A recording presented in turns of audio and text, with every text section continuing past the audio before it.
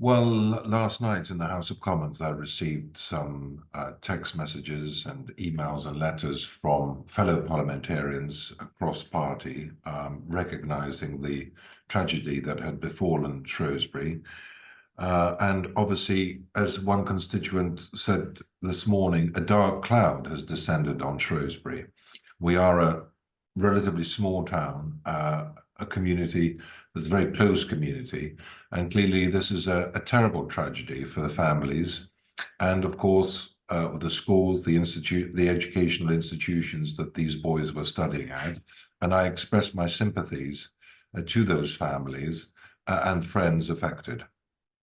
You've been an MP for 18 years, longer than some of the ages of these boys.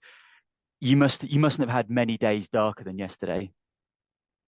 Well, there have been many tragedies that have befallen Shrewsbury, individuals, families, but it's extraordinarily rare for us to experience this sort of a tragedy, which has hit national news headlines, where four young boys at the very start of their lives, um, very loved by their families and their friends and wider community, have died in such tragic circumstances. I've issued a statement to thank the members of the public, but also the emergency services in Wales, the police, and everybody else involved.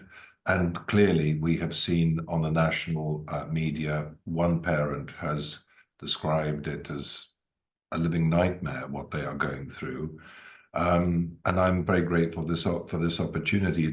It's times of great tragedy and sadness like this where I think people like the Member of Parliament, certainly the Leader of the Council, uh, come on the media and express their sympathies on behalf of everybody who lives in Shrewsbury and Atcham. This is something that brings everybody together in their common grief, and clearly the fact that they want to pay tribute to the boys for their lives and the contribution that they made, and obviously share sympathy and condolence with the families. They were between 16 and 18. You're, of course, a dad. Like many of us, you must have reflected on the vulnerabilities of parenthood. Well, actually, this is something I was thinking about yesterday evening, in the sense that there is no greater tragedy. It's difficult to imagine, and I don't think there is a greater tragedy than for a parent to lose a child. It is probably the most counterintuitive and, you know, clearly obvious thing that every parent would want to desperately try to avoid. You are programmed that you will go first and your child will continue after you. The love that a father has for his children is a father and a mother have for their children is, as any parent will know, undescribable. And so the loss that these parents are going through in Shrewsbury at the moment is clearly devastating. I think their privacy will be extremely important. They will need to have time to grieve with their families and loved ones. But for those of us in positions of responsibility in the community, it is important that we take time out of our diaries to pay tribute to the boys and to extend condolences. You touched on it at the beginning, some of the messages that you've received. How has the House of Commons reacted to what happened yesterday?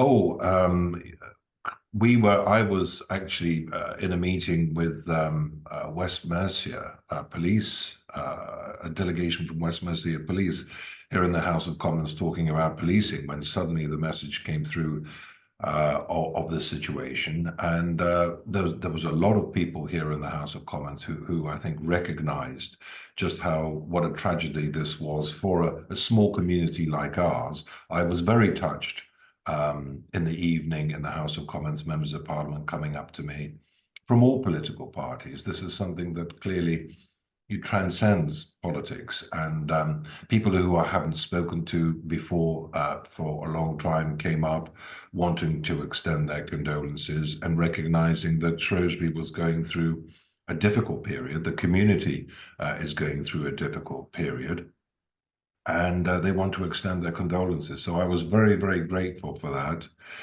and we'll be writing to them later on today to thank them for their messages, not just for the families, but also for the Shrewsbury community. They're almost